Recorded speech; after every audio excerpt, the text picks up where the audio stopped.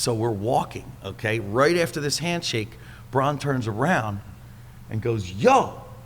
And he recognizes me and the pants, and he goes, where's my shit?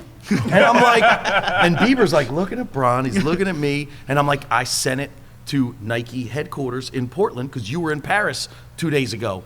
And he goes, but we in New York, you got that shit in your trunk. I'm like, bro, the shit is sold out. I got yours on ice. It's in the Nike. So Bieber's looking at me, looking at Bron. He's like, what are those, man? Right? And so I'm like, yo, this is like inspired by the coral reef. And, you know, we gave the money to the Great Barrier Reef, and you can see the watery textures. And I go off on like the tie-dye, geekness of it.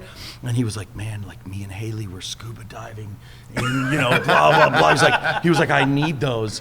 And so Andrew, who's walking with me, actually gets this picture of me and Bieber, and we're chatting. And then I throw it up on the Instagram story. And I was like, oh, I think I wrote like Biebs is digging the pants or something like that.